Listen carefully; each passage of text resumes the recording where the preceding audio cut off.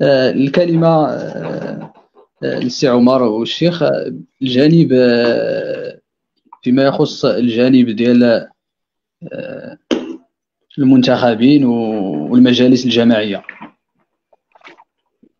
يعني الدور ديال المنتخبين والمجالس الجماعية.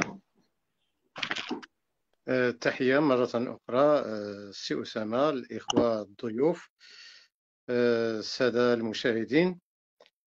بالنسبة لي غادي نهضر شوية على المسؤولية ديال المجالس الجماعية، ديال السكان بشكل عام، ديال الجمعيات.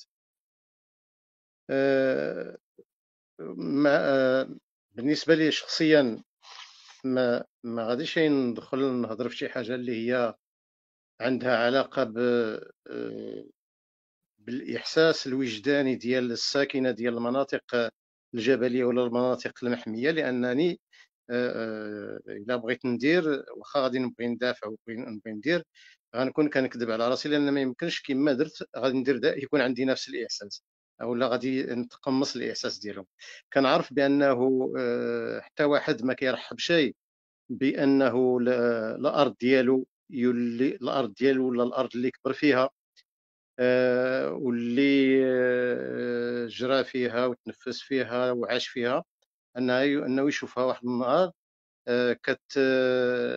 الداخل منها كتحد الحريه ديالو وكتضبط التحركات ديالو. هذا شفنا بالنسبه لايت عميره مثلا. واحد الوقت كنا كنقولوا من 47 كنقولوا راه غادي يكون عندنا غادي نمنعوا ما يكونش سميتو التحفيظ ديال العقار ديال الجموع ديال اي تعمير الجموع ظلما، لان ماشي جموع اصلا. الاراضي كلها تباعت وتعاود تشرات وتبنات وفيها الضوء وفيها الماء الى اخره. فاذا بنا نفاجأ في السنوات الاخيره ان الدوله كتحفظ على راسها، وكنصدقوا حنايا غرباء. واخا كيقولوا لنا بان ذوي الحقوق راه ماشي مشكل بالنسبه لهم، راه يقدروا يستغلوا ويديروا، ولكن كتستغل ماشي ديالك. هذا مشكل كبير.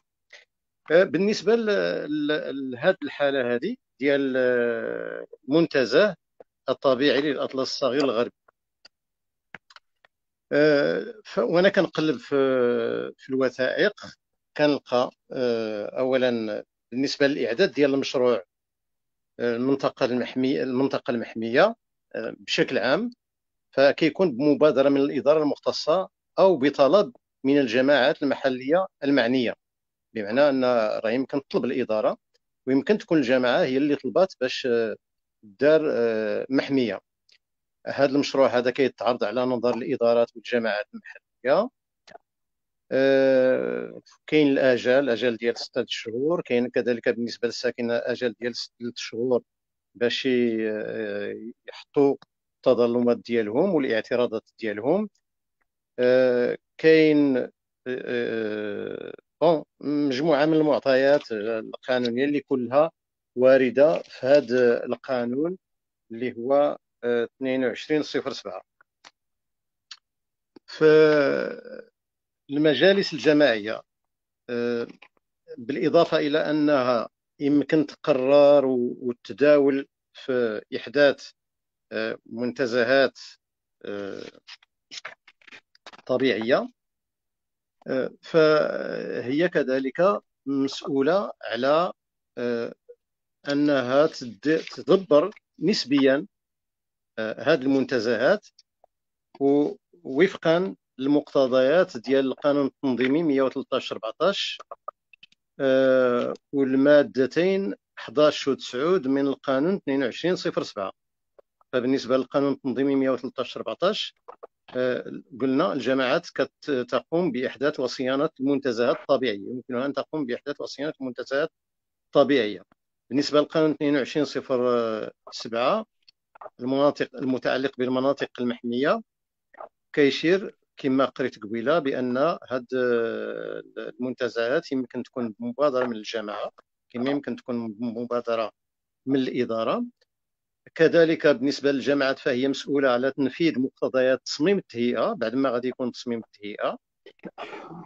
الماده من نفس القانون كتقول بأن الجماعات تساهم في الحفاظ على المواقع الطبيعية والتراث التاريخي والثقافي.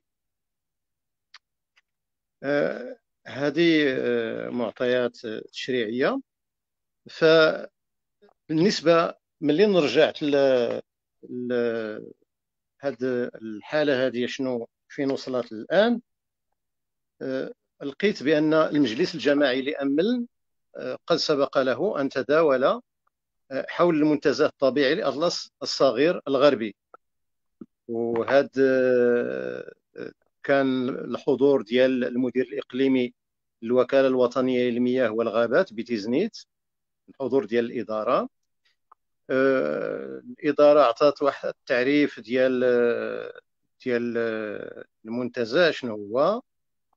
رافات شالو سي أسامة، اللي فضاء بري أو بحري وهما معا محدد جغرافيا ومعترف به بوسيلة قانونية ومهيأ ومدبر بشكل خاص لأغراض ضمان حماية التنوع البيولوجي وصيانته وتطويره، وكذا الحفاظ على التراث الطبيعي والثقافي وتثمينه واستصلاحه لأجل تنمية مستدامة ووقاية من التدهور. أنا نوقف عند هذا التعريف. أكيد أن الدول كلها على مستوى العالمي راه عندها منتزهات وعندها مناطق محمية، غير هو الطريقة باش كيتم التعامل مع الساكنة. الشيء اللي كتستافد الساكنة راه منين كنشوفوا كما قال سي عبد السلام سي شقري.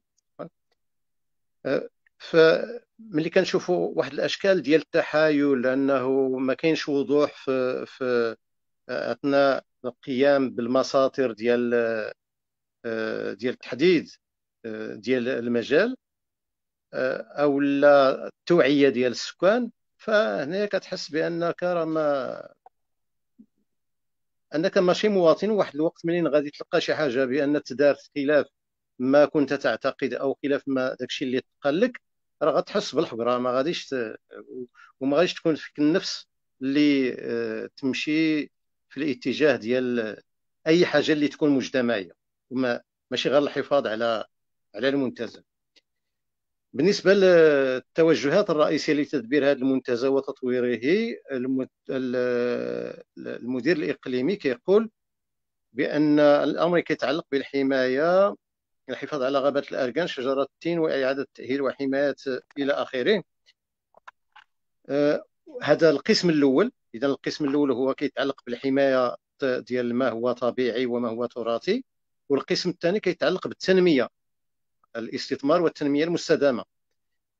فتتمثل في تشجيع السياحة الإيكولوجية والجبلية، وتشجيع السياحة التراثية والثقافية، والتدبير العقلاني للمنتجات الغابوية والمراعي. هذا الشيء مزيان زوين كذا، ولكن الساكنة عندها تخوفات. الساكنة في الاجتماع ديال المجلس، الرئيس ديال المجلس نقل التخوفات ديال الساكنة اللي انصبت بالخصوص حول وضعية الملكية الخاصة للساكنة داخل هذا المنتزه، واستغلال المجال الغابوي من طرف ذوي الحقوق، وفرص الشغل التي يمكن أن يوفرها المنتزه لفائدة الساكنة والشباب بشكل خاص، والتراخيص المتعلقة بالتعمير واستغلال الأراضي التي يشملها المنتزه. هو المدير الإقليمي من طبيعة الحال غادي يطمئن وغادي يأكد على أن أغلب أعمال التهيئة تتم بالتشاور مع المعنيين بالأمر، ويتم أخذ آرائهم بعين الاعتبار، كما أن باقي التدخلات والتصرفات تكون مطابقة لمعايير حماية هذا الموقع. الجامعة عندها مسؤولية في الإنشاء، عندها مسؤولية في التتبع ديال الإنجاز وديال التصميم ديال التهيئة، وعندها مسؤولية في جزئية في الوقت ديال حتى بعد أنه يكون المشروع مشروعا قائما. ولكن كما قلنا، فالمشكل ماشي تما فين كاين، المشكل كاين في أنه السكان عندهم حقوق، وديك الحقوق غدا غادي يشوفوها حقوق منقوصة. شكرا. شكرا سي عمر.